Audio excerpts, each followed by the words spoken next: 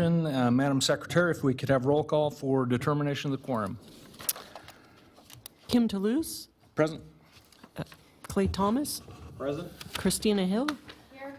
Lee Lawrence. Here. Brad Stanley. Here. We have a quorum. Thank you, Madam Secretary. Mr. Thomas, if you could lead us in the pledge, please. If we could all rise. Pledge allegiance To the flag of the United States of America and to the republic for which it stands, one nation, under God, indivisible, with liberty and justice for all. Thank you. Mr. Edwards, if we could have the ethics law announcement, please.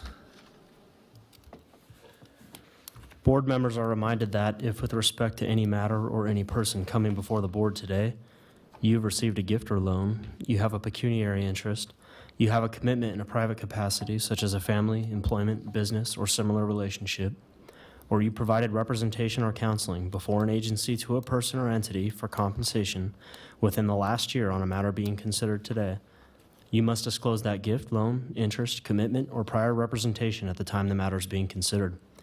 And you must furthermore abstain from deliberation or voting on the matter if it is clear that the gift, loan, interest, commitment, or prior representation would materially affect the independence of judgment of a reasonable person. Board members are also reminded that under the Board of Adjustment rules, if you have had any contact outside this meeting with any persons interested in a matter coming before the board today, you should disclose the nature of that contact at this meeting. Thank you, Mr. Edwards. Mr. Lloyd, appeal procedure, please. Sure. Most decisions rendered by the Board of Adjustment are appealable to the Board of County Commissioners. If you disagree with the decision of the Board of Adjustment and you want to appeal its action, you may do so in writing within 10 calendar days from the date that the decision being appealed is signed by the Secretary of the Board of Adjustment and mailed to the original applicant in the proceeding being appealed in accordance with Washoe County Code. Please call the planning staff immediately at 328-6100 for information on the appeal procedure and application fee. Thank you, Mr. Lloyd. We're now in general public comment. The public's invited to speak on any item on or off the agenda during this period. No action will be taken on any items discussed during this period. And please, if you do have public comment at this time, limit your remarks to 3 minutes. Madam Secretary, do we have any public comment at this time? We have no requests. Thank you. We'll close the public comment and move on to item number 6. The chair will entertain a motion to approve the agenda. And actually, before we get to, oh, no, let's move on. Action to approve the agenda. The chair will entertain a motion. So moved. Moved by Ms. Hill, second. Second. We have a second. All in favor? Aye. Motion carries unanimously. The chair will entertain a motion for approval of the draft minutes. Before we get to that, I do have a correction for the draft minutes under the Board of Adjustment members at the top. Carl Webb as the secretary should be replaced by Trevor Lloyd rather than Mr. Webb. That's the only correction I have. Chair will entertain a motion to approve the amended minutes. I so move. We have a motion and we have a second by Ms. Hill. All in favor? Aye. Motion carries unanimously. Moving on to item 8A, administrative permit case number WADMIN 17-001. Sun Valley Center pylon sign. And who do we have? Mr. Pelham.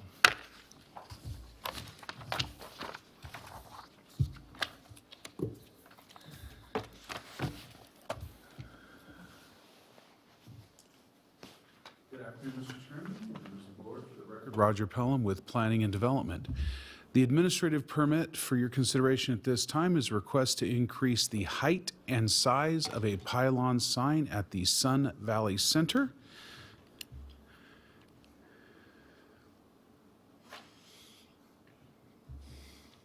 What did I just do? I thought it was my glasses. You don't have much luck with that system, Mr. Pelham. I really don't. You'd think I'd learn.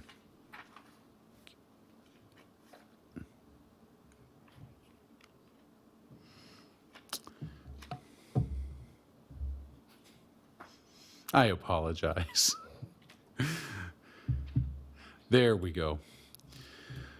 Donna, may I simply ask you to forward the slide? Thank you very much. The applicant is Yesco.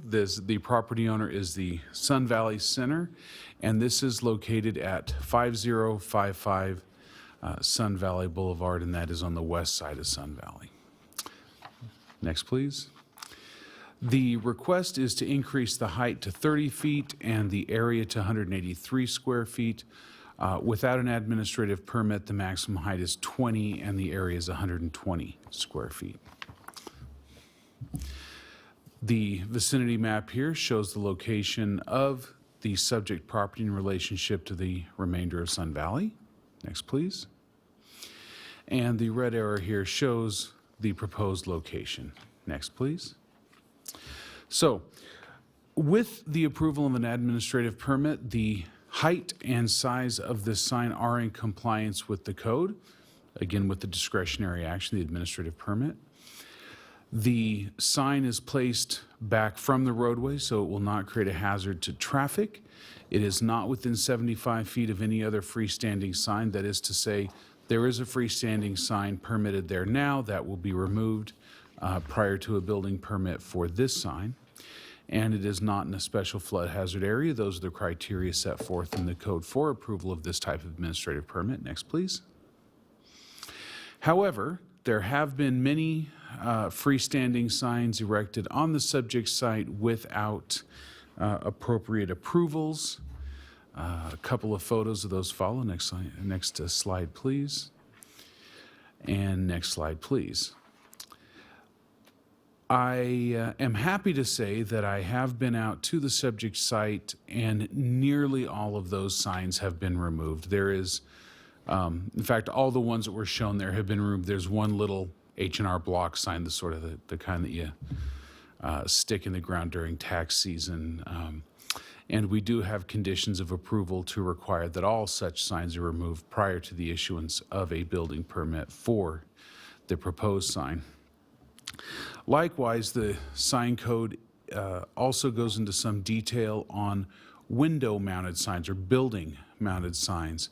Of concern is signage on many of the businesses there. Window signs are allowed to cover a total of 25%. They don't have to be permitted. They don't count towards the allowable square footage, but they are limited to 1/4 of the windows of any particular business. Next slide, please. As you can see in these photos, a number of the businesses have covered all of their windows with signage. Next slide, please. So, likewise, we have conditions of approval to require those to be brought into compliance before the issuance of a building permit for the pylon sign. The pylon sign itself is in keeping with the character of the surrounding area.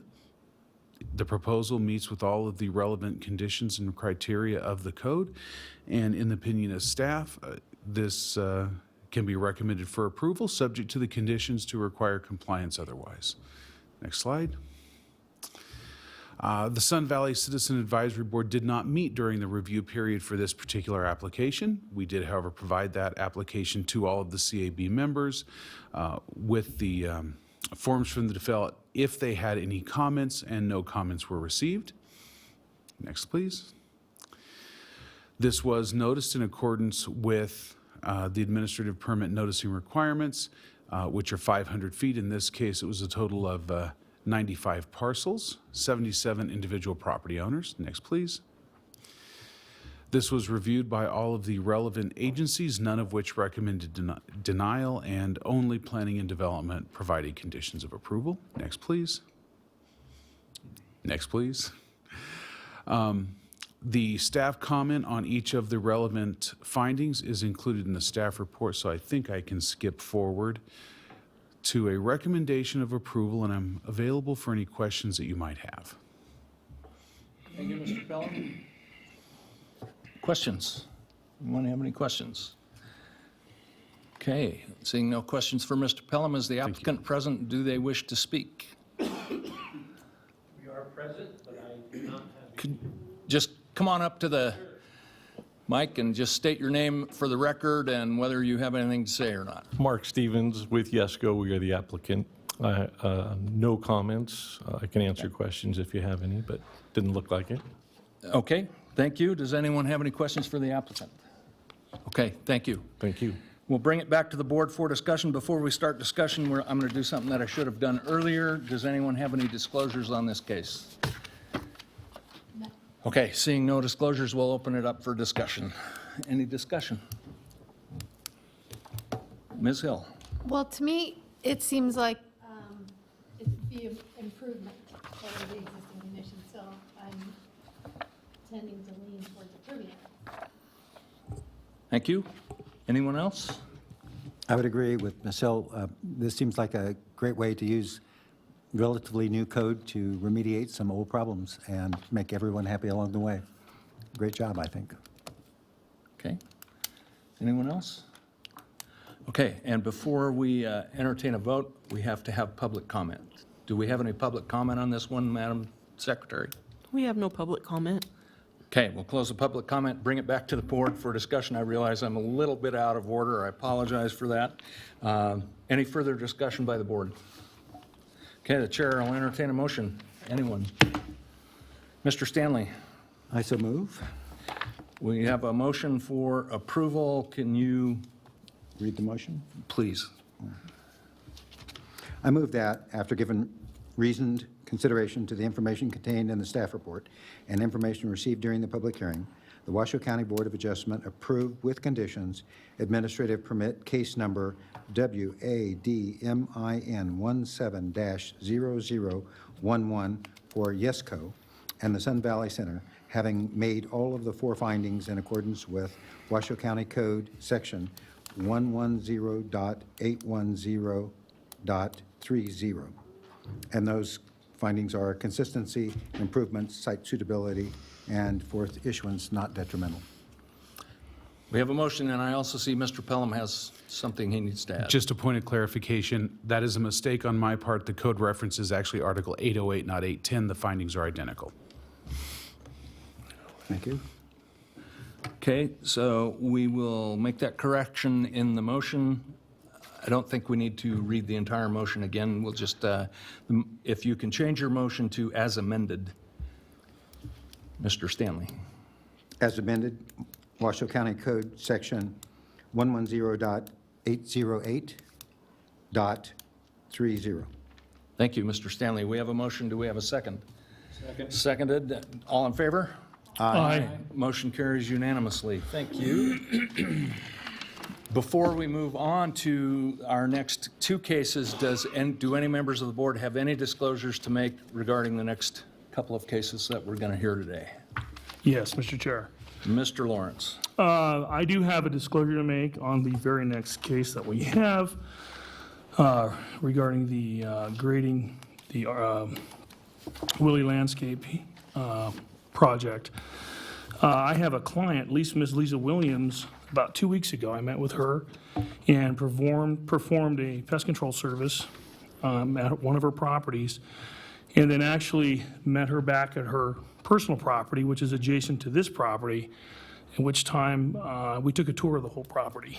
And with my background in plant science and environmental science, reviewed a lot of things and discussed many things regarding these two properties and things like that. This was a commercial contact through my business with her, and also we have a mutual friend who, that is how I came into contact with her, who's an old college buddy of mine who I stay, in contact with, and he is currently dating her. So I think I should disclose this at this meeting. So I'll just start off by saying thank you. I think those are valid disclosures, and I think it's important that you made them. Are either of those two your friend or your business contact? Do they have a position that you're aware of with respect to this grading permit? Do they have a position that I'm aware of? No, nothing was discussed specifically regarding any development or any grading on any properties in, at this area or during our discussion. And what are the names of the two individuals? Lisa Williams, that is one of my pest control company clients, and also Mike Stedman. He was I was a discus thrower, and he was a distance runner on the track team at UNR years ago, so. Mr. Chair, if I could, can I inquire of the audience whether either of those two individuals are present today? Yes. Is Ms. Williams here? Do you see them in the audience, Mr. Lawrence? I do not. Okay. And the property is immediately adjacent to the property that's up for the grading Yes, I permit? recognized her home in the background photos directly west of the lot in question. Oh, she's the actual applicant? Okay. Okay. Because the pecuniary interest here in your business relationship with the adjacent property owner and the applicant, I'm going to recommend that in this situation, you recuse yourself.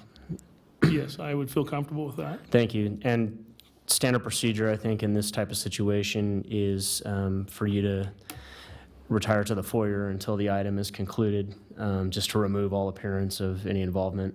And then somebody from in here will come out and get you when the item is concluded. Thank you, Mr. Edwards. Yep, thank you, Mr. Lawrence. Thank you, Mr. Edwards. Thank you, Mr. Lawrence. We'll move on as soon as Mr. Lawrence is out of the room.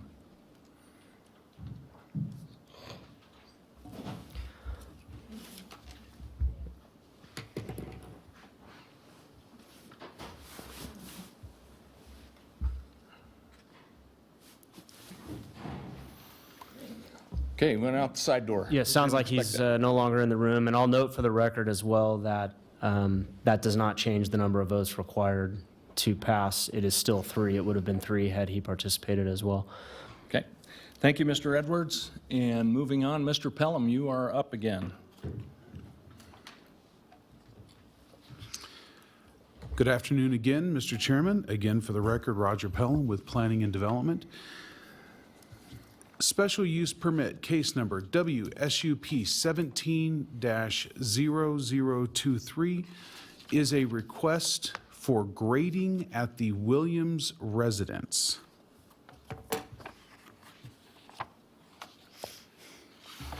The applicant is Gale Willie Landscaping. The property owner is a company, Amore Property Management, and the representative or owner of that company is Lisa Williams. The location is 5435 Mount Rose Highway. This vicinity map shows the location of the subject site here just to the north of Mount Rose Highway.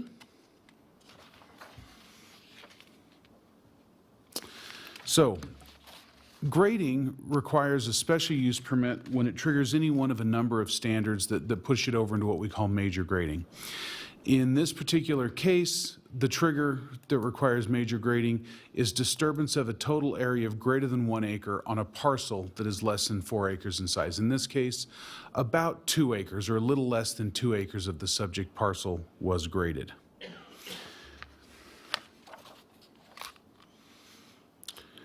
This is an overhead photograph of the subject site from 2011.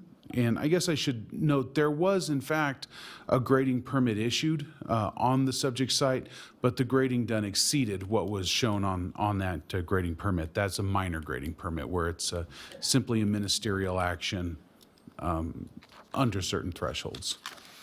So this shows the state of the parcel in 2011. And here we can see some substantial amount of grading done in 13. And here in 15, we show pretty much the extent of the grading that is under consideration today. And then after 2013, not quite sure when this was taken, this is a Google overhead. You can see in the lower right corner, adjacent to the driveway, 2 lines of rocks. Those are actually rockery retaining walls. And we know those taken after 13, because in 13 they didn't have the retaining walls. Those retaining walls were not part of the grading permit that had, the minor grading permit that had been issued. So there was code enforcement action against the owner of the property. The applicant has now brought in plans that comply with all relevant conditions and criteria of the development code. There are 2 or 3 of particular importance. First, the upper retaining wall, that is to say more towards the interior of the parcel, one corner is being moved back in further because the total height of a wall fence, or barrier within the front yard setback is limited to 4.5 feet. These two retaining walls together are probably closer to 8 feet. Each one is about 4 feet in height. There is also one portion of the lower wall, a very large boulder, that was moved into place and made part of that retaining wall. It had previously been located towards the, further towards the interior of the parcel. Because that rock is greater than 4.5 feet in height, the applicant is required to lower that down to meet the requirement of not greater than 4 feet. And the plans indicate that.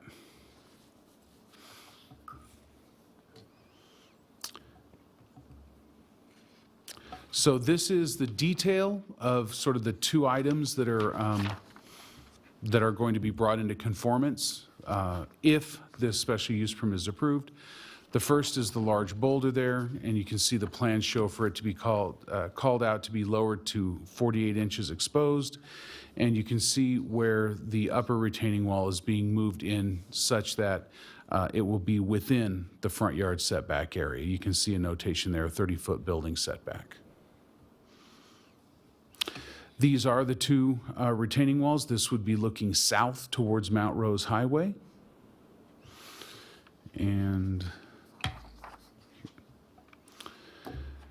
we've had a number of calls from folks over the years since the permit was issued in 2014, between then and now when we're taking the special use permit to come into conformance.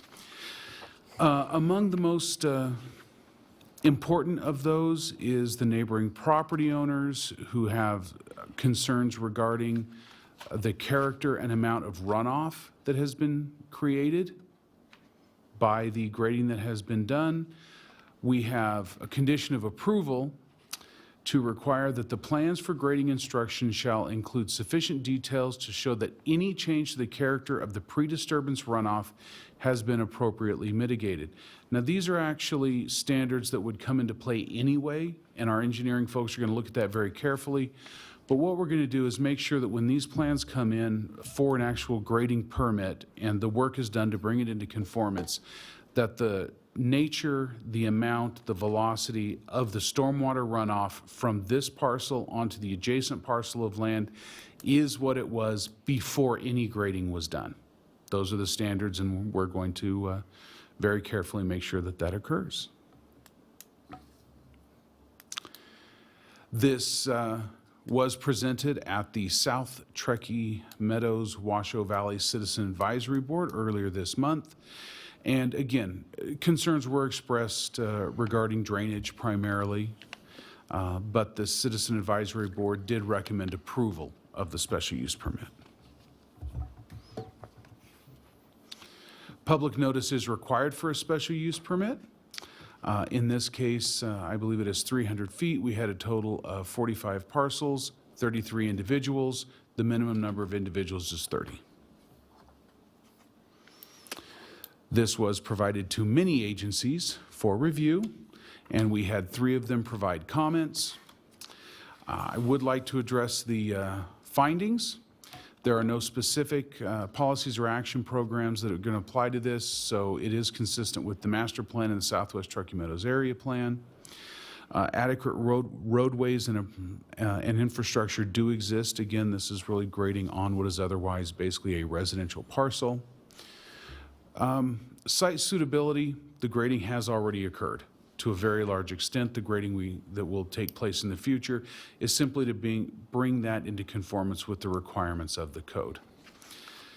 Issuance not detrimental. I would say that issuance will not be detrimental if appropriate conditions are imposed. I believe the conditions included with your staff report are appropriate and will mitigate any substantial detriment. And there is no military installation in the vicinity.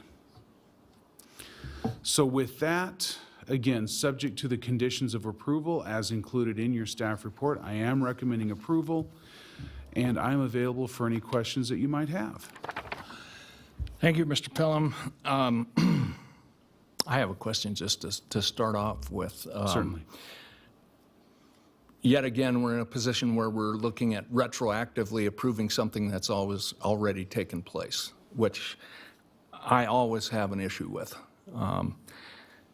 Granted, there are always special circumstances, or often special circumstances that exist with older things that have been done 20 years ago, 30 years ago, 50 years ago that are trying to be brought into code and into compliance now.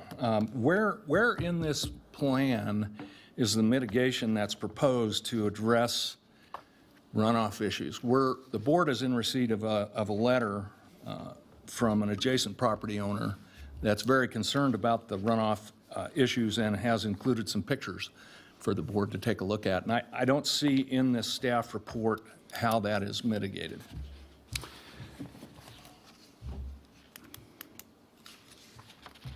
I would say that in the plans, as they were submitted for evaluation of a special use permit, they are not addressed. They will, however, have to be addressed and in the plans that come forward for an actual construction permit, and that will be really at the sort of at the doorstep of our professional engineers here at the county to ensure that the runoff is appropriately mitigated. I have good confidence in our engineering folks. That is my personal opinion. Okay. Thank you. Any other questions, Ms. Hill? I'm surprised there's no conditions regarding revegetating that whole area that was denuded of vegetation. It looked great back in 2011, and now it looks like it's, prime conditions for a dust storm. So no vegetation is proposed? Permanent stabilization is a requirement of the code, Permanent stabilization? which will Through, include it. Well, it will have to be revegetation or hardscape or buildings, but it has to be a permanent method. Something like a palliative or magnesium chloride, something like that, is not permanent. So that will have to be called out in some detail on the plans for construction. okay, I don't see where it says that,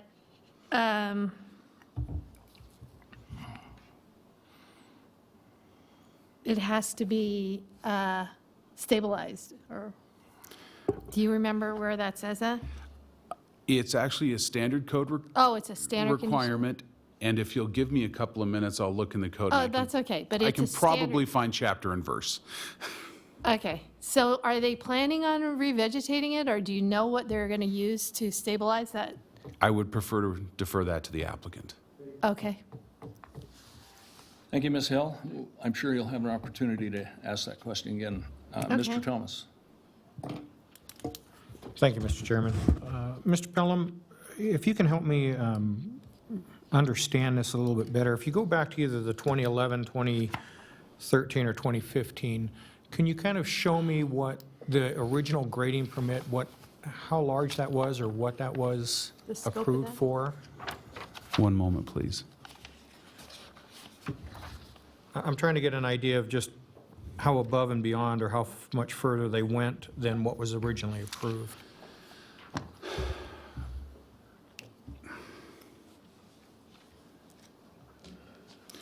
Oh.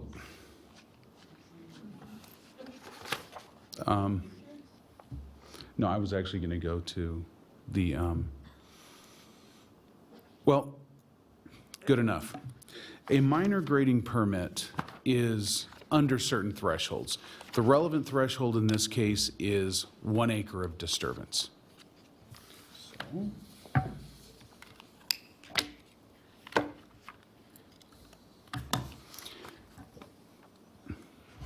if I can have you turn and look at this screen here, that permit really had the disturbance just in the central portion of the parcel.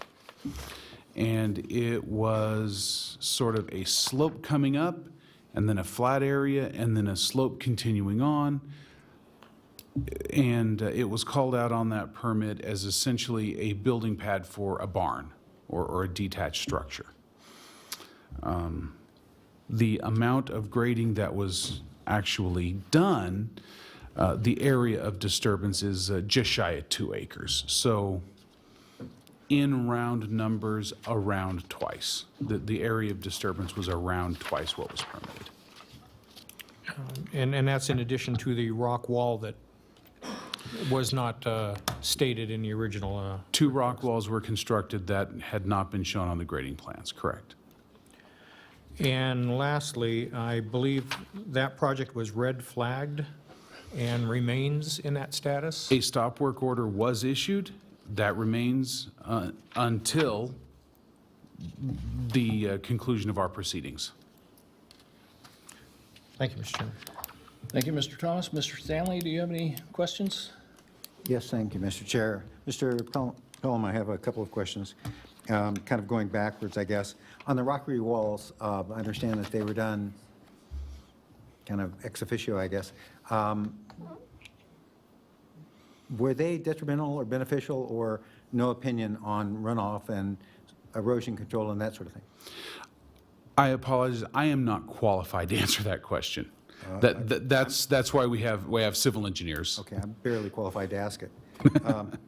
Thank you. In terms of minor versus major, I guess, or whatever is the 1 acre, is that driven by the size of the lot? Is it a percentage, or, and could you give us a little bit more? How easy is that for a layperson like myself to understand? Well, the thresholds for major grading are predicated on the size of the parcel and the slope of the parcel. Large and flat, you can grade a whole lot. Small and steep is much less. And there's a few categories within that. In our particular case, being less than 6 acres in size, 1 acre is the amount that you can grade as a minor permit. Greater than 1 acre is a major permit. If it's less than 6 acres? On a parcel that is 6 acres or smaller and has a general slope of 15% or less. 15 or less, okay. All right, thanks. And then the last question, I guess, that hasn't been covered otherwise. There have been some concerns, obviously, in the letter and the photos and so forth that we received about the number of misses and the number of non-compliant events. And is there, I understand that you're making a recommendation that can be addressed both here and in appeal levels and so forth. What can you tell us about follow-up on the recommendation should it be approved? In other words, in the past, the impression was that we get from a lot of the material is that things were agreed to and perhaps not abided by.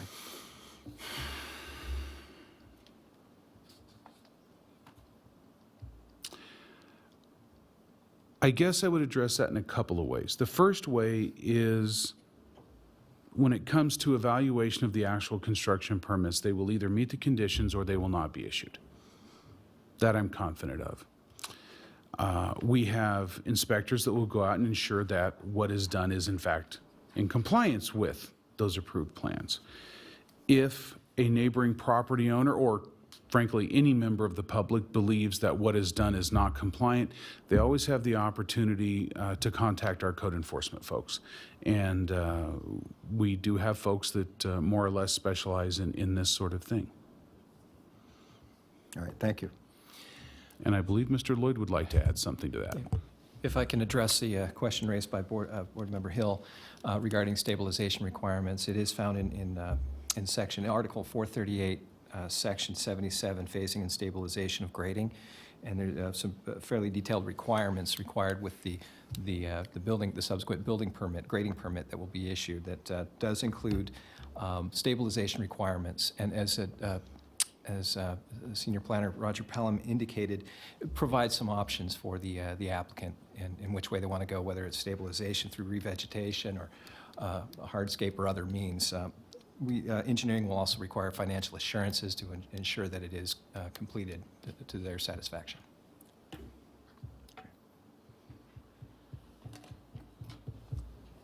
You know, I find, being a person who deals with a lot of permits, that the standard conditions usually are overlooked. And unless it's a specific condition of the permit. It's really not in the mind of the person who's issued the permit. And I would request that that condition be made a part of a special condition of the permit instead of just a group of standard conditions. And that certainly is your purview, and the board can do that. Okay, if they thanks. choose. Yeah.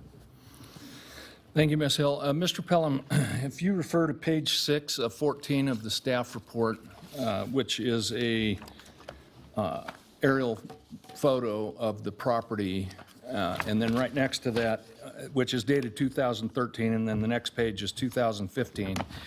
Getting back to Ms. Hill's earlier question, or a question earlier, would that be an accurate representation of what the minor grading could have looked like? Or is that even what was done in 2013, is that more than what you would have seen with a minor grading permit? And I know I'm just asking you to make a kind of a snapshot judgment. This is sort of a ballpark, and I'm going to say, yeah, what I see in the 2013 is probably consistent with what could be approved under a minor grading permit. Yes. Okay, thank you. Any other questions for Mr. Pelham? No. Seeing no further questions, thank you, Roger, as the applicant here, and if you could step up and identify yourself for the record, please. Yes, thank you, Mr. Chairman. Good afternoon, board members. For the record, Garrett Gordon, today representing the applicant. First of all, I want to thank Roger Pelham. Since this project was red tagged, certainly no activity had construction activity had took place since it was red tagged. Over the last couple months, I got involved and we worked with Mr. Pelham on this use permit application to make sure to get this right. There was a permit issued, as you know, in 2012. It was a long construction process, on and off. I don't have a good excuse today to stand up and say why it exceeded the original permit, other than it extended over a long period of time, on and off. And since then, the contractor, the head of the contracting company, is kind of out the door, ready to retire, and his nephew has taken over. And so, again, at this point, the plan is to cure this, I guess, default to the original permit. We appreciate Roger working with us on this special use permit to cure the issues. And certainly, we are in agreement with all conditions.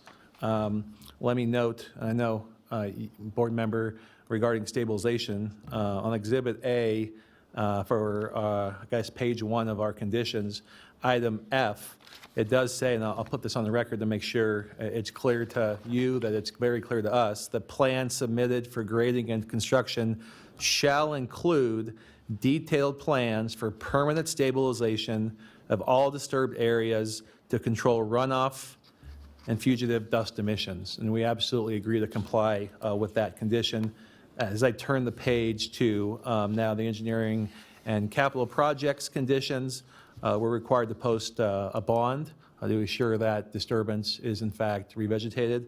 And I go to, that's item D, and as far as item E, any increase in drainage runoff volume or concentration shall be mitigated. We know that's a code requirement, but also it was called out not only here, but in the CAB meeting, and certainly in Mr. Pelham's presentation, and we're very well aware of our responsibility to mitigate any runoff, and we fully intend to do so. So with that, I'm happy to answer any questions. Mr. Chairman, thank you for the time. Thank you. Ms. Hill? What do you propose to do to permanently stabilize the site? So at this time, the plan is, I mean, why this grading occurred is, as Mr. Pelham indicated, Ms. Williams, Lisa Williams, wants to put a nice big barn there. So there would not be a commercial structure with some kind of barn structure. As far as restabilizing after that structure is built, I don't have an answer for you, other than the code that Mr. Lloyd referenced will fully comply with, and make sure that if it's revegetation or whatever that method is, we'll comply with code. But I don't know exactly what that will occur. We wanted to get through this use permit process, and then we'll have to spend some more time and money on plans that are approved by county staff. So it's my understanding that you're going to build a building as well? That is what led to this initial work, but we know this action today certainly doesn't allow us to build anything other than correct the errors of what happened in the past. If and when we're ready to move forward with the structure, we'll have to submit the appropriate plans, and those will be fully vetted by your competent county staff. So you don't know what methods of stabilization are proposed at this time? I don't, other than they'll be in compliant with code, yes. Thank you, Ms. Hill. Anyone else? Mr. Stanley? Thank you. Could you speak to us a little bit about that bond you spoke of? A little Sure. bit more detail, if that's permissible? Yeah, I was referring to, again, for the record, I'm on Exhibit A of the staff report, page 3 of 3, and under the Washoe County Engineering and Capital Projects, item 2D, a grading bond of $2,000 an acre of disturbed area shall be provided to the engineering division prior to any grading. We would envision that financial assurances would be required in order to make sure that we've complied with all of these requirements, including, as I think was mentioned, there is a requirement for reinspection. So when we do bring that boulder down to 48 inches, when that rock wall is relocated, we'll have to reinspect and make sure we've done what we promised to do. Correct. And just pressing in a little bit, at what point is that bond theoretically recovered? My understanding, maybe you want to confirm with staff, but my personal understanding is once there is a reinspection done and the grading plans as being proposed to you, and as the building permit is approved by staff, we have constructed and complied with all those conditions and all the requirements. If and when then the financial guarantee would be released, is my understanding. Thank you. Thank you, Mr. Stanley. Have you, as the applicant, have you met with the adjacent property owners and tried to address their concerns about the existing runoff situation caused, in their view, by the grading that's taken place? Thank you for the question, Mr. Chairman. My understanding is that my client has, in fact, been on the property. Neighboring property owner has walked over. There's been numerous conversations between Lisa Williams, the property owner, and her neighbor, and also the contractor and the property owner. My understanding is they agree to, I don't know if they agree to disagree, but they somewhat disagree on the impact of these walls on that property. I can tell you, as regard to the construction of these walls, there was a pipe put underneath them in order to accommodate and minimize and mitigate any runoff on the adjacent property. But that said, we now, I guess would say, have a referee in the middle, or probably a judge, jury, and prosecutor, in that whatever plans we come up with, we have to make sure are compliant with code, and we have to mitigate any runoff that may occur. But to answer your question, there is, I guess, a fundamental disagreement of if there is runoff occurring and to what extent, but now we have the county involved to make sure that there is none. So actually, you haven't answered my question. My question is pretty simple. Has Gail Willie, as the applicant, met with the adjacent property owners to discuss any mitigation of current runoff issues? Yes or no? Yes. You have, okay. For the record, I personally have not. But Gail Willie Landscaping The applicant has, my understanding is, on the site, the other property owner has walked over and they've had discussions about the runoff. Yes.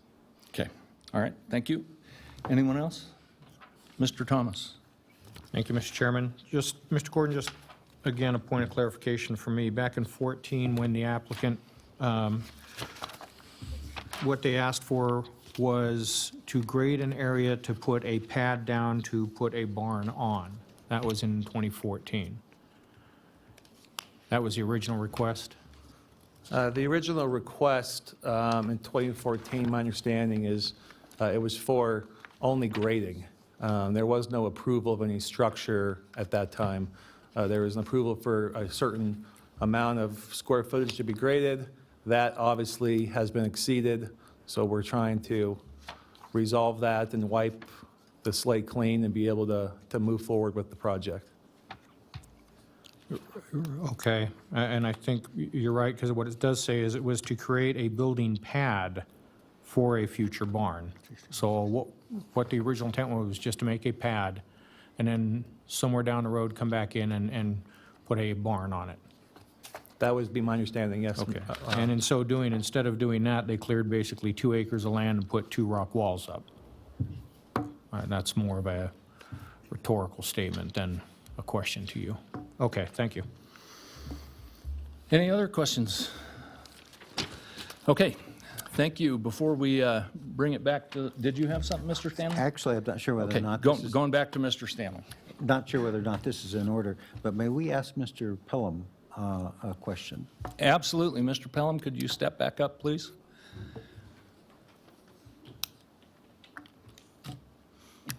Planner Pelham, Roger, have some sensitivity if you're trying to, your group trying to thread the needle on this one.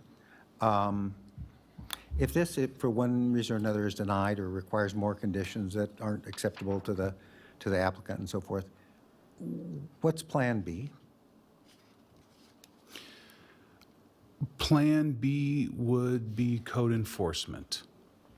We would And- then go through, there are a series of prescribed steps. I am not overly familiar with those. I would actually refer to our counsel at that point. There are a series of notices and penalties and things of that nature. It's currently in a red tag status, is that true? It is.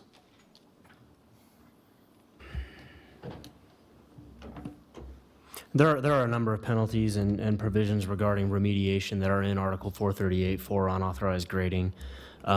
If this were not rectified through this process, then that would be a decision that code enforcement would make as to how they would proceed on that. I would throw out also that if this is Plan A, Plan A1 prior to B might be an appeal, depending on what happens, here today, up to the county commission by either the applicant or an adjacent property owner, and then possibly from their judicial involvement as well. So there are some other intermediary steps that might end up occurring depending on the outcome of the proceedings today. Those are basically the avenues, is either getting it fixed as much as possible through this process, or judicial involvement at some level regarding that, or possibly remediation as well through the code and code enforcement. Mr. Stanley? This could be a question for Nathan. Rather than 14-1A, also as an intermediary step before that appeal process, there could also be a process where this body requests additional conditions. Is that correct? Yeah, you're free to impose additional conditions. Ms. Hill has raised one possible condition, and I would say with respect to that, you could simply add on condition F under the planning and building conditions that counsel for the applicant referenced regarding requirements that it be permanently stabilized.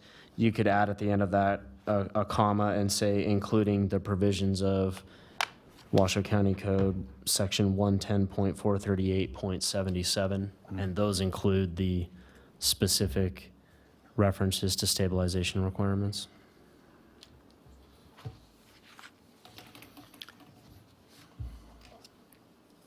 One more question, and again, I'm not sure whether this goes to Planner Pelham or to legal. Can that bond time frame be extended such that, as a condition, such that rather than it looks like it works, finding in fact, yes, it does work, and that runoff, which is the primary complaint here, as I read it, is addressed and during the bonding period? I would need to take a quick look at the bonding rule in there. Mr. Lloyd might have a answer ready off the cuff. I would say that I expect that you could extend it out as part of the conditions of the permit. You know, the statutory framework for conditional use permits and special use permits and things like that allow the imposition of conditions. They need to be reasonably related to the impacts of the project, et cetera. I think if you made a finding that that was reasonably related to the impacts of this project based on the evidence of what has already occurred, and the concerns about runoff and things like that, if you made that finding, I think you could do that. I would recommend specifying a period of time that it remain in effect, for example, a year after the final inspection is completed. And then during that time frame, if there is some sort of complaint or it appears that it's not working or something along those lines, the property owner in those type of situations typically is given the chance to correct the problem. So it's not like the county shows up with tanks, you know, and rolls in and starts bulldozing without consent or anything like that. There's a process where they contact them, try to gain voluntary, you know, remediation, and goes forward in that manner. If ultimately that failed, or if there was no money, for example, for the property owner to do it, that's what the bond is for. It's for the county to hire someone else to come in, remediate, fix it, do the work that didn't get done, or any of those types of things. Thank you. And if I can piggyback quickly onto what Mr. Lloyd. Oh, thank you, sir.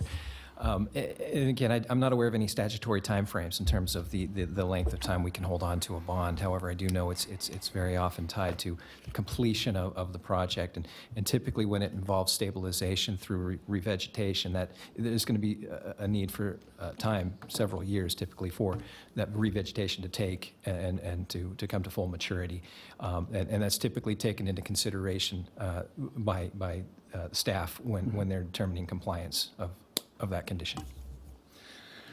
Thank you, Mr. Lloyd. Any other questions? Okay. Before we bring it back to the board for discussion, Madam Secretary, do we have any public comment? Yes, we have Celia Suheda.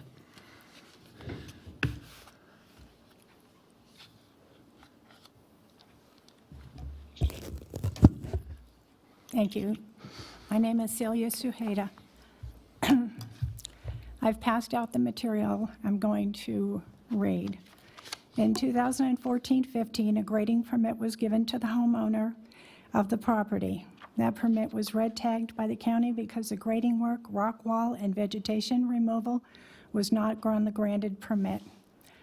Due to that grading, walls, and vegetation removal, there's water runoff that flows from Williams' property toward the east and under our driveway. The county has been on site several times to witness the runoff, but has offered no solution. The ideal conclusion to this issue would be returning to the property to its original state prior to 2015, stopping the water runoff. We have no confidence in the owner or contractor in this matter. The contractor lied to us in 2015 when he assured us that the grading work would have no effect on our land, and he knew what he was doing. The owner becomes difficult to speak to and assures us that all she wants to do is make the land more beautiful. Before 2015 grading, the contour of the land had a swale and was covered with sage trees and native material that absorbed any and all water. And the county photos in the staff report show that. The staff report, page 12 of 14, number 4, states, will not be significantly injurious to the property of adjacent properties.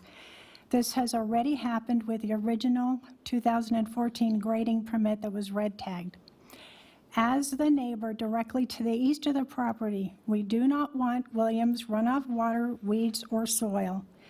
On this grading permit, make the county responsible to hold them to the requirements of the development codes stated and any other code that the county believes applies. Make the county responsible to supervise the work to ensure that the regrading will stop any issues. Washoe County is obligated to protect our property from intrusions from other property owners. If this is allowed to continue, there will come a day when our driveway develops a sinkhole or washes away, causing no access to our property because William wants a flat spot for a barn or a greenhouse. Thank you for your time. If anyone has any questions. Ms. Hill? So, you want us to approve this, don't you, so that it can be corrected? Basically, yes. Okay. We do not believe that it is physically possible to return the property to the original condition. So much dirt was moved that it destroyed the original contour. And I'm not an engineer, but I don't believe that you can just make it go back to where it was. So it really needs to be fixed. Stabilized. Yeah, call it whatever you want. Something needs to be done. And this is going to allow that to happen? We hope that in the plans that they've submitted, that this will allow that to happen. Okay, thank you. Thank you. Thank you. Oh, Mr. Stanley. Thank you very much for the work you've done here and for bringing us up to speed on your concerns. Are you currently, under the current configuration, is your property currently experiencing runoff issues, runoff problems? Not today, because we have no water. Right. But yes, there are pictures there, and I only included 2 pictures. I have 50 that show water runoff around the rock walls and coming down the driveway and then under our driveway and onto the south side of the property, the southeast side of the property. All right, thank you. Thank you. Thank you. Madam Secretary, is there any other public comment? We have no further requests. Thank you. We'll close the public comment period and bring it back to the board for discussion. Mr. Chair, Yes, sir. I looked up the code provision during the public comment in reference to Mr. Stanley's last question about extension of the period of time for the grading bond. The code provision is 110-438.39, and it simply envisions that the bond would be in effect until the county engineer makes a determination that the work is completed and that any illegal or non-conforming work is rectified. So you could leave it open to that and then say, for example, but at a minimum, it'll be in effect for a year after the final inspection or whatever. But it already does contemplate that. So the short answer to your question is yes, you have some latitude on that. Follow-up question, please. Mr. Stanley. Does that same code address the amount? Yes, it does. And the amount is a kind of a moving target here, but let me pull the provisions back up on that. The amount is the higher of $2,000 per acre of disturbed area or a reclamation cost estimate when required and approved by the county engineer. So again, it's if the county engineer decides that it needs to be more than that, based on those provisions, the county engineer has the discretion to do that. And if I can, there is a condition regarding that amount, and it is $2,000. So I think county engineer has made that determination. Per disturbed acre? Per acre, yes. Thank you. Before we come back to the board, Mr. Pelham, I have another question for you. In condition under Washoe County Engineering Capital Projects, condition 2E, it says any increase in drainage runoff volume or concentration shall be mitigated. So my question is, does that reference just what would take place should we approve this project today? Or does it address everything going back to what was done previously? Because we're basically looking at retroactively approving what was done. So do you follow my line of thinking? Absolutely. Okay. The baseline that we will take is the pre-disturbance condition. Okay, cool. That's all I needed to know. Thank you. Anyone else? Mr. Stanley? As long as Mr. Pelham is there. If we wanted to pursue the notion of extending the length of time for the bond condition, and then somehow bring it to the attention of the engineer that I would assume $4,000, 2 acres-ish, might be a little higher. In other words, some latitude there might be encouraged. How would such a condition be designed that would fit well into your recommendation? All right, you're going to have to give me a minute on that one.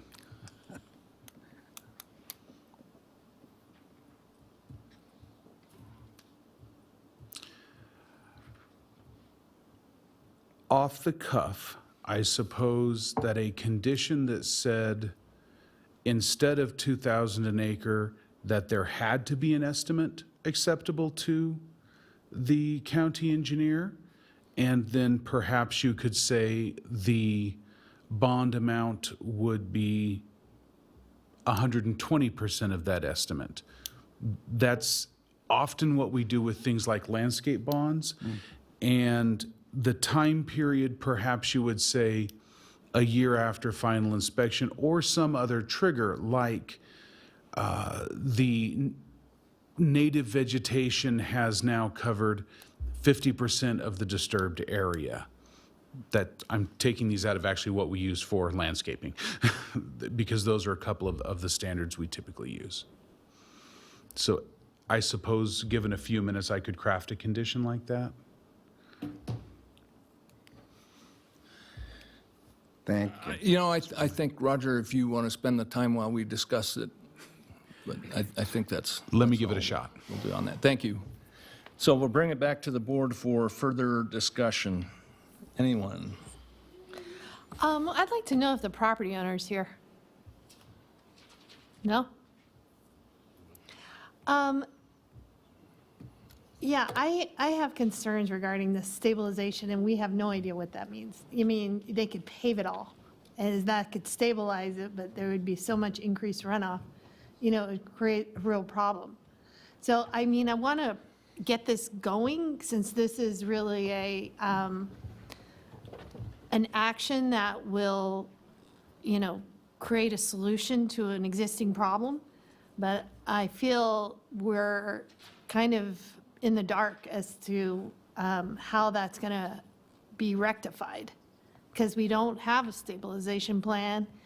And I guess we're just leaving that up to the engineers or to determine that the one they submit in the future is going to be sufficient.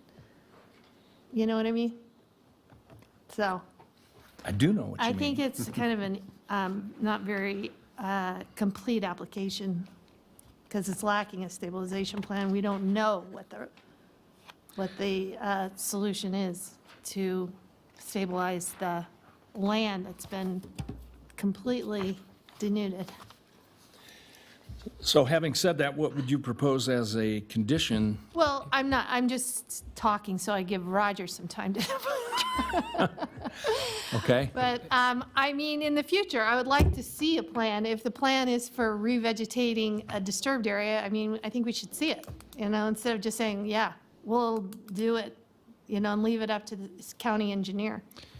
If I may offer a suggestion, and if Okay. you decide to impose an additional condition, I recommend that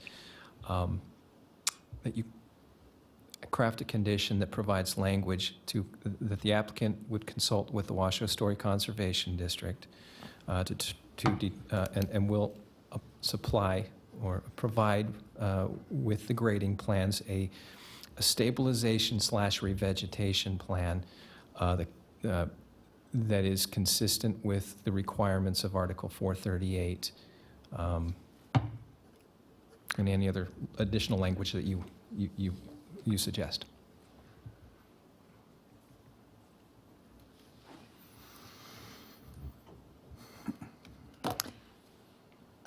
What section is that? 438.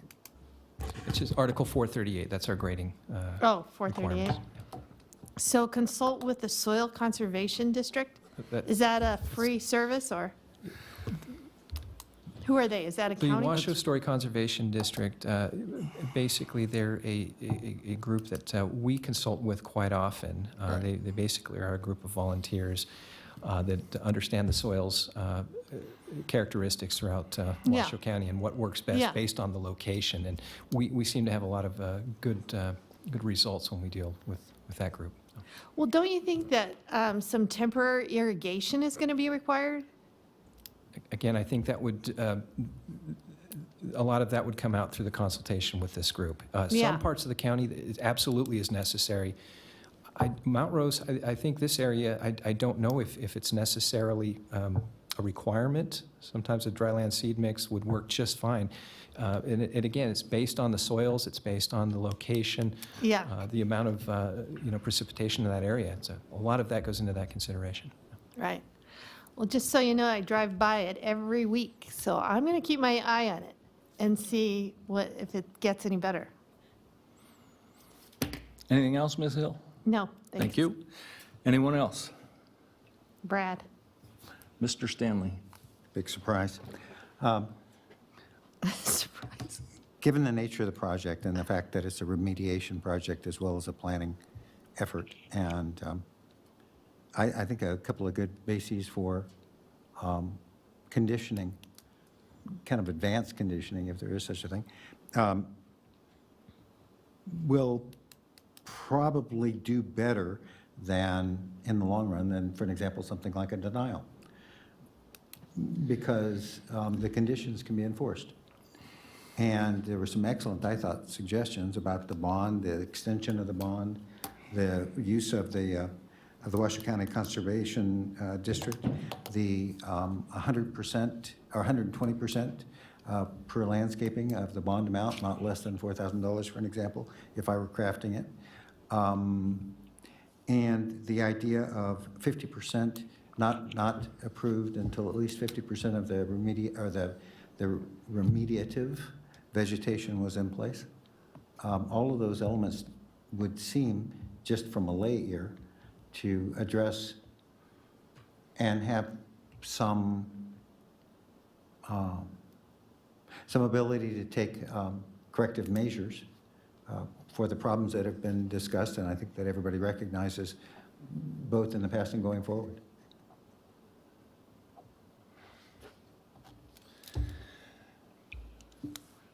Makes sense. Anyone else?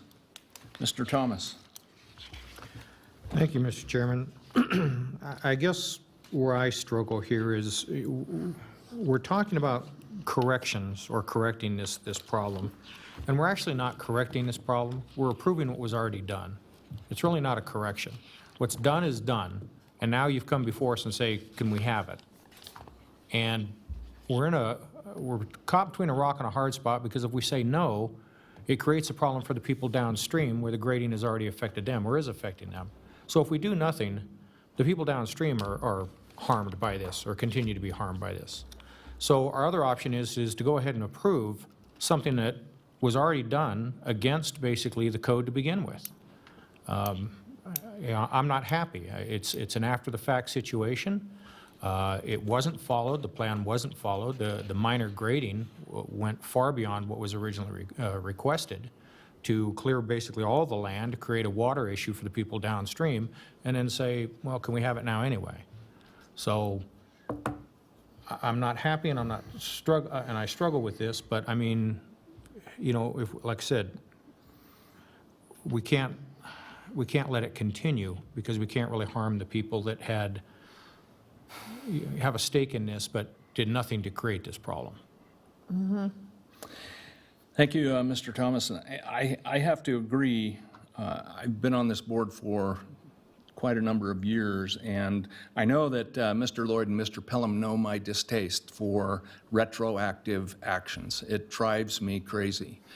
And in this particular case, the violation of what was authorized is so blatant and so obvious that if it were up to me, I would definitely try to find some way to penalize the contractor and the property owner, because this is just blatant.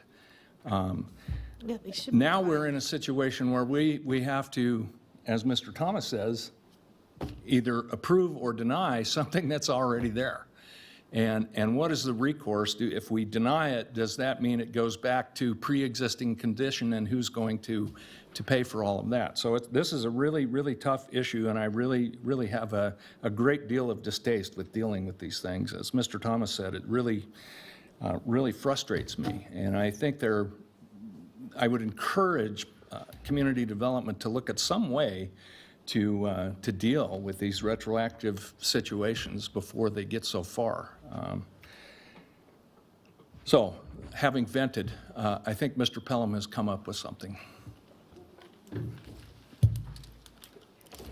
What I think I heard, Mr. Chairman, is that there may be an appetite to include an additional condition of approval that might read something like, financial security for grading shall be in the amount of 120% of an engineer's estimate for reclamation, completion of, and stabilization of all disturbed areas. This financial assurances shall be maintained by Washoe County until at least 50% of all disturbed areas are covered by living ground cover. Stabilization methods shall be developed in cooperation with the Washoe Story Conservation District. Mr. Stanley. I think a clause that was left out perhaps was not less, in any case, not less than $4,000 at a minimum. Question for you, Roger, if you don't mind, if I may, Mr. Chair. One moment, please. Go ahead. Thank you. Roger, if under these circumstances, if there's a problem and if the bond is used, must be used to remediate problems, I want to say downstream, but that'd be a terrible pun.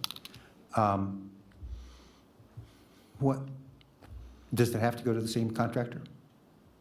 Or in fact, does it preclude going to the same contractor?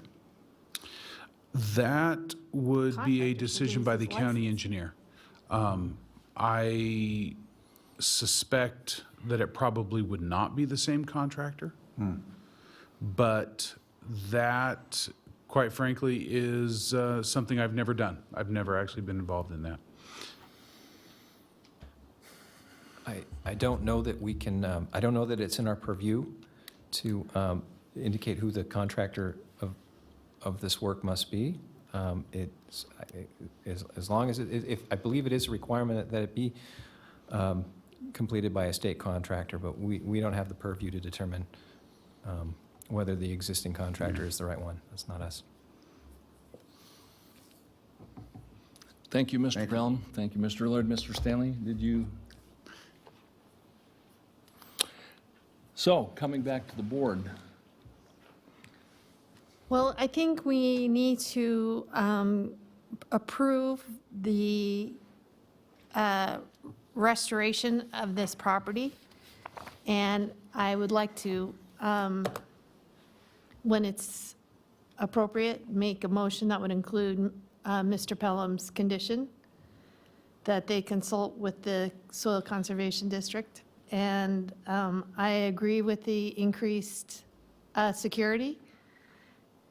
And I think that it should be prohibited from giving Mr. Willie the contract, since he was in violation of the original permit. Can you say that? I don't know. Mr. Thomas. Since it's amongst discussion, I understand the feelings toward not having the same contractor do it because they're basically part of the cause of the problem. But I don't think we as the board have that authority to decide that. And in so doing, if that individual or neighbors wish to address that issue in some manner against the landscaper, that's at their purview and really not at the board's purview. I would agree, Mr. Thomas. It's not really within our purview to mandate who or what contractor can be used on a project, whether our interpretation is that they've not done what they were supposed to do or not. I don't think that's within our purview. So, Okay. Mr. Stanley. If you were weighing in on, if you were looking for me to weigh in on that, it looked like Yes, Ms. Mr. Hill was asking whether or not, that was appropriate or possible or anything. It's an interesting question. I have not seen this one come up, and I've done quite a lot of planning meetings, both, here, parcel map, planning commission, et cetera. And I think the way I'm going to answer that is, I think it is within your discretion in a particular case. If you believe that the findings cannot be made based on, a history of problems on a particular property, then I think it probably would be appropriate. But that's certainly something that has to be articulated as far as which of the findings are you prevented from making because of that in a particular case. I definitely think that it's an issue that would be somewhat up in the air and maybe susceptible to a challenge. I don't know. But I also think it's defensible. I think if you have evidence in the record that there's a particular problem in a particular case and it relates to the findings, then I think your conditions can include that type of prohibition in a case. That's my opinion. Thank you, Mr. Edwards. Mr. Stanley? A question, if I may, for Mr. Edwards. Nathan, it's mentioned that the county engineer actually makes that determination in some way. Can we simply point at the history to advise them and ask them to be cognizant of that as they are making that determination? That way, it can be their problem. Yeah, I think you could do that. I think that would be a tough condition to kind of craft. It would become precatory and a little bit ambiguous if you weren't very careful with that. I think the record itself of all these discussions is sort of that admonishment that you're contemplating. I also think that your question maybe relates a little bit more to if there is a problem down the road as opposed to a condition of the permit as it's being passed on today by the Board of Adjustment. Ms. Hill, I think, is asking, can you include a condition in there that this contractor who violated these provisions, in your view, not be allowed to do the work on the rest of this project?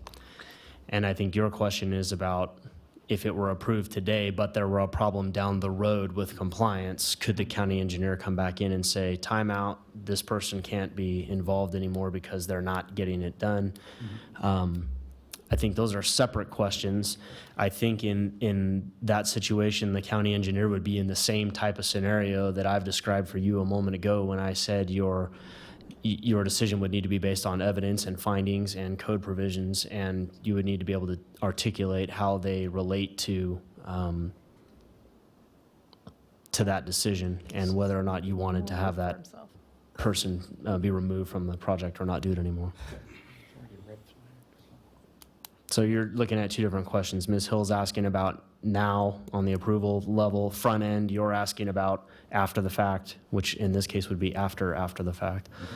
Thank you, Mr. Edwards. Anyone else?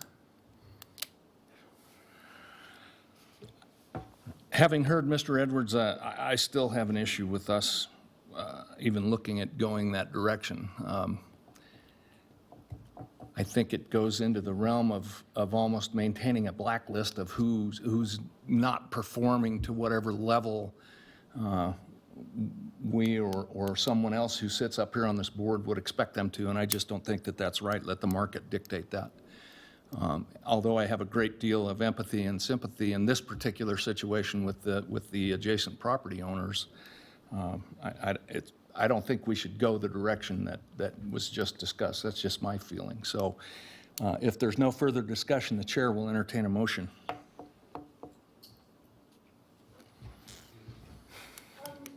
Roger, could we have that written? You don't mind? For the benefit of our recording secretaries, can everybody speak into the microphone so we can, you've been doing great, just, it's a reminder. I apologize, there are a number of edits sort of scribbled in there. I got it. We'll Okay. struggle through it. Can I make? All right, Ms. Hill.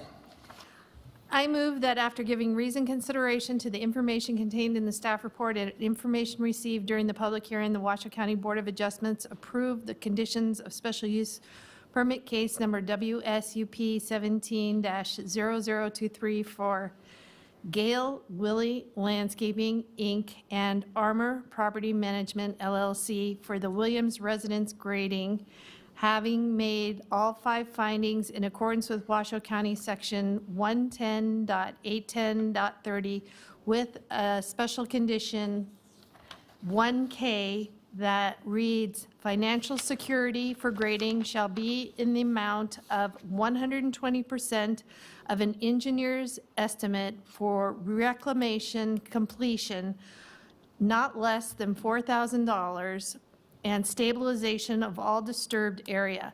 The financial assurances shall be maintained by Washoe County until and at least 50% of all disturbed areas are covered by living ground cover. Stabilization methods shall be developed in cooperation with the Washoe Story Soil Conservation District.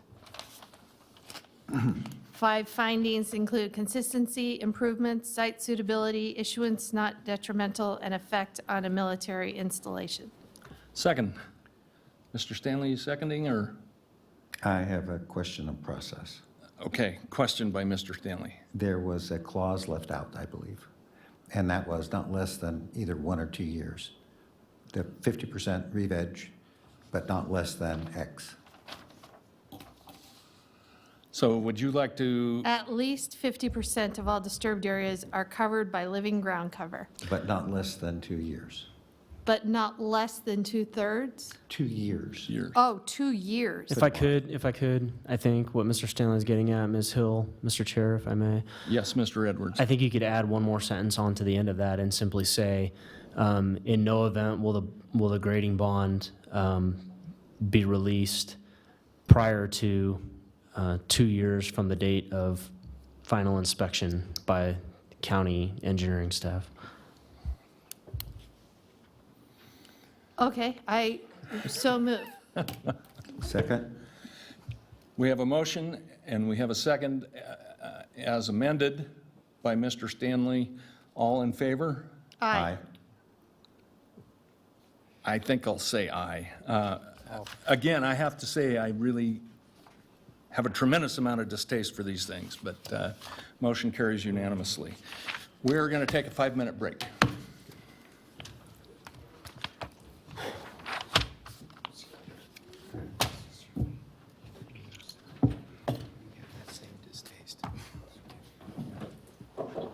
Yeah, yeah. I was going to give it to Donna.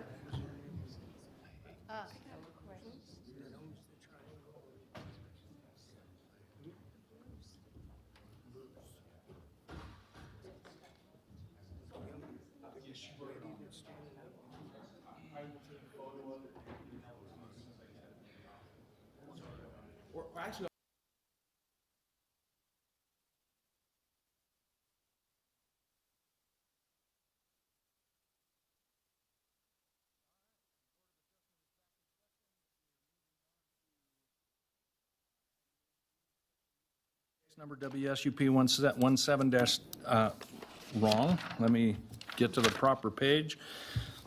I was reading the wrong thing. It is WSUP 17-0025 Verizon Wireless Hidden Valley.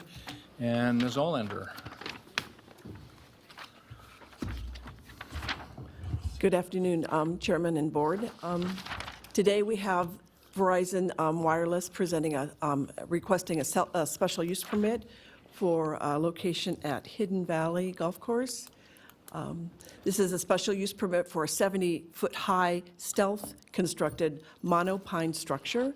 It's located at the Hidden Valley Golf Course in their maintenance yard, which is in the southeast section of the golf course.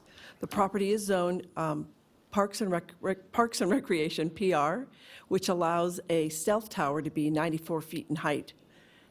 And the tower is approximately 280 feet from residences. Here is an overview of the golf course and approximately where the maintenance yard is located. It's going to be located in the northwest corner of the maintenance yard in a 30 by 30 enclosure, which will be fenced with a chain link fence with green privacy slates around it. Am I having deja vu? Did we listen to this before? Here's another site plan of it. This is what the location looks like currently. This is looking east from the site towards the houses. This is looking north from the site onto the golf course. And south where you see the two maintenance yard buildings. And this is another view looking back at the backside of the residences, which are off Cedar Brook Court. This is a view of the monopine structures, what they look like, basically. And this is the information that Verizon provided on their wireless coverage. They have indicated that they do not have enough coverage or capacity in the area. Verizon did look at other locations and also looked at co-locating. However, they found that this location was best, and the Hidden Valley Golf Course did approve it.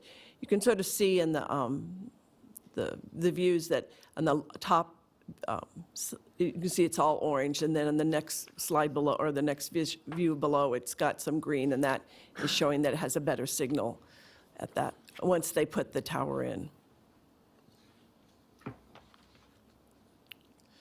So these are some views of what the monopine will look at. The top is the existing view without the tower, and then the lower view is with the tower. It's somewhat hard to see, but I wanted to provide this for you. So this is looking west. This is looking northeast. This is looking southeast, and it's hard to see in this one. And this is looking northeast. The noticing requirement required a 500-foot noticings, which was done. 426 parcels received notices. I did receive some phone calls asking about the location and what they were proposing to do there. There was one letter that I received that was not in favor for the tower. They asked that it be at least a quarter of a mile away from residences. That was included in your staff report. When the staff report was issued, I had not met at the CAB yet. The CAB meeting was after that. I did attend the CAB meeting, and there were numerous questions asked by the CAB members and the public about the location, the need for towers, the tower height, and then health issues. The CAB did vote in favor, 4-1, to approve the tower. I did notice the required agencies, and I was able to meet the findings. The findings are on page 14 through 15. The one thing I had to add was I had to amend the conditions. Those were passed out to you. I took out the condition F, which spoke about lighting. There's no lighting on this tower, so that was not necessary. And then in condition J2, I removed the wording that said cross monument and replaced it with monopine. And I provide you a motion if you choose to go forward with this, and I'm available for any questions. Thank you. Any members of the board have any questions? Okay, seeing none, thank you. Is the applicant here and wish to speak? He's available. Mr. Stanley. I asked for disclosures for both of these items a while back. Do you have a disclosure you need to make? I do. Okay, we're going to stop right there, and Mr. Stanley, if you have a disclosure, please go ahead. I'm sorry, Mr. Stanley, can you speak into the microphone? This one here? Yeah. Yeah. Better if it's on to you. Okay. Yeah, thanks. This is a disclosure I've made before about Verizon. I am former Verizon employee, kept 401ks and that kind of stuff. And it's been a number of years, had a number of companies that I've both owned and operated since. I've made this disclosure at least one time previously on a Verizon tower, I think in the Galena area, I believe, somewhere in there. And at that time, your advice was, thanks for the disclosure, not sufficient, but I wanted to renew it. Yes, that's an interesting disclosure that has come up in the past. You know, my view on it, without getting into too much detail, is that you're part of a community of interests with respect to a project like this that wouldn't be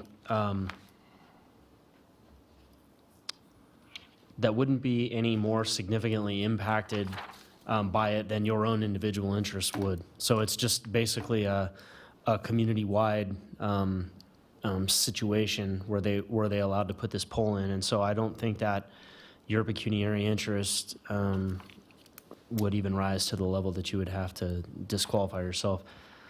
I do think, if I remember correctly, your indication in the past was that you did not believe that this would impact your ability to be impartial on something like this. So thank you for the disclosure. I do agree with your instinct that it's not a situation where you would need to recuse yourself. And thank you for your accommodation. Thank you, Mr. Stanley. Okay, moving on. Good afternoon, members of the board. I appreciate the opportunity to come and speak to you today. Thanks so much, too, for the staff and your report and being able to work closely with us to come up with a project that we think works really well. My name is Buzz Lynn. Could you state your name for Sorry, us, just please? about to get there, yes. My name is Buzz Lynn. I'm with Epic Wireless, and we are representing Verizon Wireless in this application. We're very excited to be bringing the community this enhanced coverage right now and these communication services to fill a significant gap in coverage. And not only coverage, but also capacity in this part of the community going forward. It is a small part of a bigger piece of network development that we're working on right now, and that is to be able to actually bring down the site that sits on Rattlesnake Mountain. So that will no longer be there and lit by us going forward, but we do need some accommodative sites going forward that would take up the slack when that goes away. So this is one of about 3 or 4 different sites that would be required in order to make it work.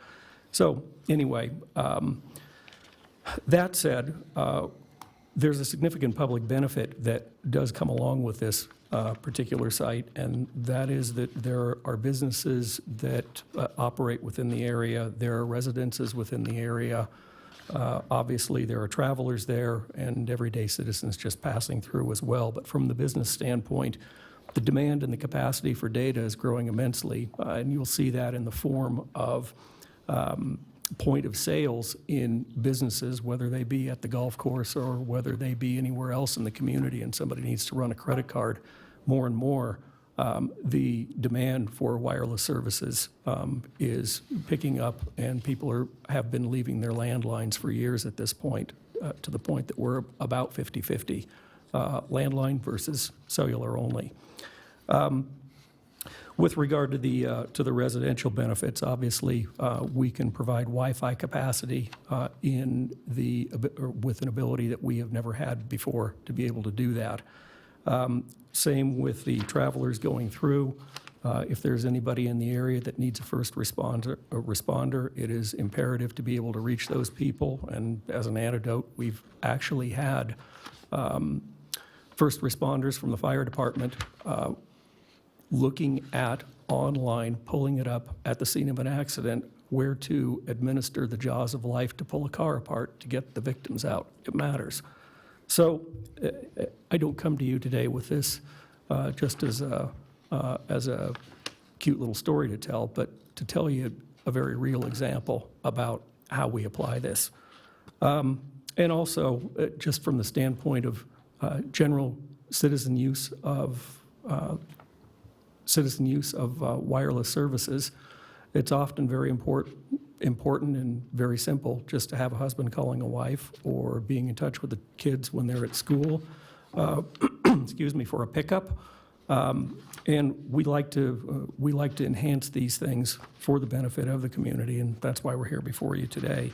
I would point out, as Ms. Olander did, that the CAB approved 4-1 on 111, and we appreciate the opportunity to have been in front of them and invite the community into the discussion to gauge their concerns, and we're obviously pleased with that outcome. There are conditions of approval that have been attached to us, presented to us. We've read them, we have seen them, and we are accepting of all of them. And that's all I have. Oh, there's one other thing, too. As part of what we do, we want to make sure that we have adequate representation here at these meetings to answer any questions, and accordingly, we do have our third-party radio engineer here to address any questions that may come up regarding radio frequency. And that's all I have. Happy to answer questions. Thank you. Anyone have any questions? Mr. Thomas? Thank you, Mr. Chairman. Just real quick, a quick question for you. Sure. I know we approved up in the Arrow Creek area one cell tower that looked like a water tower. Yes. And then you're asking now for a monopole that basically looks like a pine tree. Correct. Why? Can you tell me, can you tell me why? I mean, is one better than the other, or is it just aesthetics, or? Well, ultimately, yes, it was a matter of aesthetics. We don't necessarily pick it because we like it. We pick it because the community offers their input. And in the case of Arrow Creek, which obviously is done and is not on the agenda here today, but in Arrow Creek, our original proposal was for a monopine.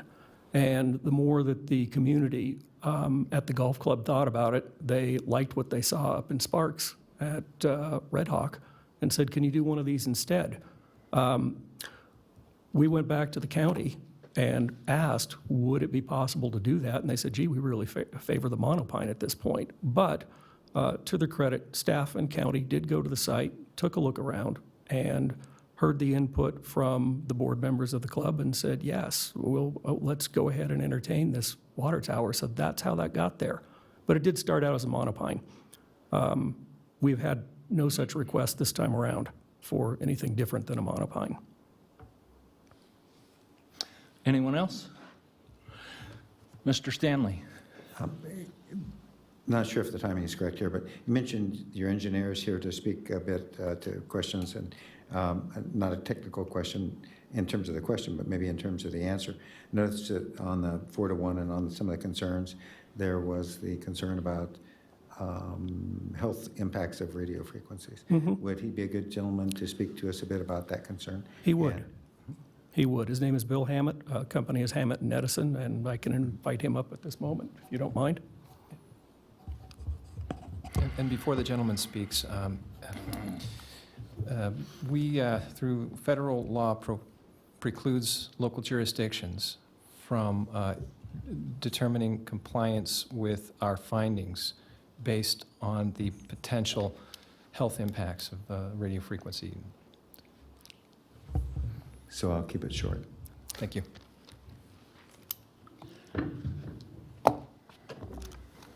Good afternoon, board members. My name is Bill Hammett. I'm a registered professional engineer. I manage a firm of 20. We're located down in the San Francisco Bay Area. And a regular part of our practice is the calculation, the measurement where it's appropriate, our mitigation also of RF exposure conditions, radio frequency exposure conditions. We do this work for Verizon, for Verizon's competitors, for cities, for counties, for landlords. Our job as engineers is really straightforward. What are the exposure levels and how do they compare the standards? In this case, you have my report is a matter of record in the application. And Mr. Lloyd's comments are correct, that you're preempted from considering the health issue with one caveat, and that is to the extent that it does comply with the federal standard. And as summarized in my report, it does comply with the federal standard. The maximum anywhere ground is 2.6%. The maximum at any of the nearby residences, even at the second floor, is 1.6%. So it's many, many times below that standard. We know from having been doing this work for 30 years that that what we calculate is always actually conservative, and so measurements would show it's actually under those levels. So, you know, a personal guarantee, if it's constructed as proposed, it will comply with the federal standard. Thank you. Mm-hmm. Anyone have any other questions? Okay, thank you. Madam Secretary, do we have any public comment? We have no public comment. Okay, we'll close the public comment and bring it back to the board for discussion. Anyone want to start out? Since no one has any discussion, how about the chair will entertain a motion for a motion? Make a motion, Mr. Chair. Mr. Lawrence.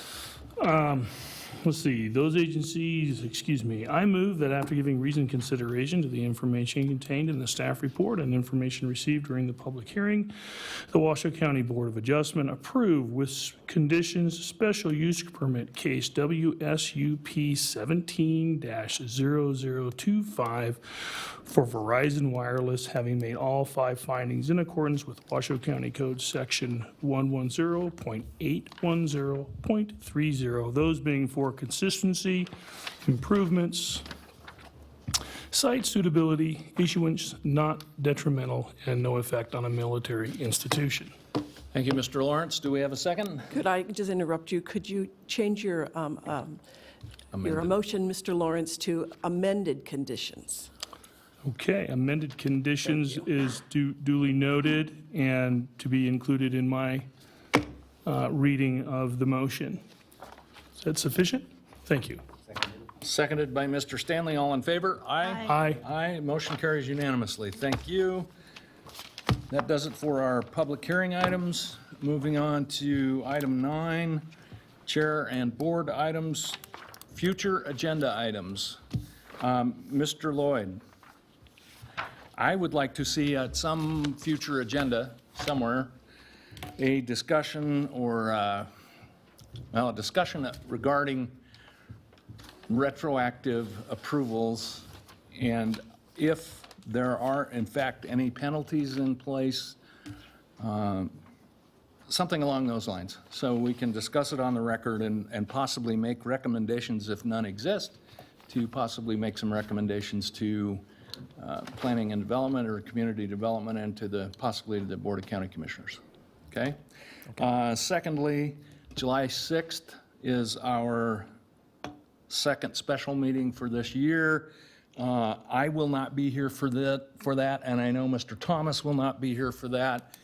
That leaves 3 members, which is still a quorum. However, I had mentioned previously the possibility of moving that meeting to an alternative date. We're early enough in the year that I think you could possibly come up with an alternative to that July 6th. That's only 2 days after the 4th of July, and I'm always gone for the 4th of July, that entire stretch there. So if you could take a look at that. Those are my 2, well, one was an agenda item, one was a board item, but that's what I have. Anyone else for future agenda items? And no. Let me just say one thing, Mr. Chair.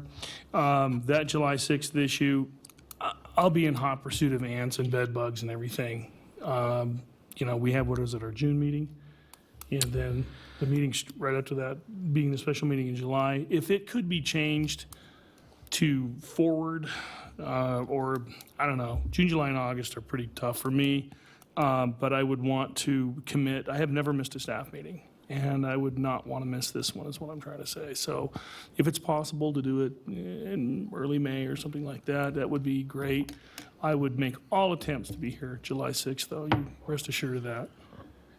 Thank you, Mr. Lawrence. There was one other board item that I had, and that is we have a meeting next month, March 1st, scheduled for March 1st. I'm aware that at this point, there's only 2 agenda items, or two hearing items that we have.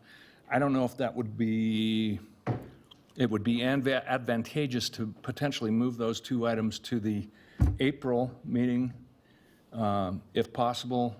I know it doesn't save the county much money, but our Saves me agendas have money. not been particularly full the last several meetings, so I don't know if we could move that or not. So something for you to check into, if you would, Mr. Lloyd. I will check into it. At Nate's discretion, we would have to get the applicant's approval Okay. in order to move those, and we'll see if we can do that. Okay, great. Thank you. Anyone else? Okay. Request for information from staff, I think I already covered that under item A. We'll combine A and B. Director and legal counsel items, report on previous Board of Adjustment items. Mr. Lloyd. No report on previous BOA items. However, I would report the Planning Commission at their January 2nd meeting approved a code amendment to help streamline the outdoor entertainment events. It's likely that in the next month or two that will be forwarded to the County Commission for their approval as well. And we do have a number of other code amendments that are fairly early in the process, and at the next meeting, I would like to give a report of what those are. Super, thank you, Mr. Lloyd. Mr. Edwards, any legal items? Nothing further at this time. Thank you, Mr. Edwards. Madam Secretary, do we have any public comment? We have no comment. Seeing no public comment, we'll close the public comment period, and we stand adjourned. Thank you. So,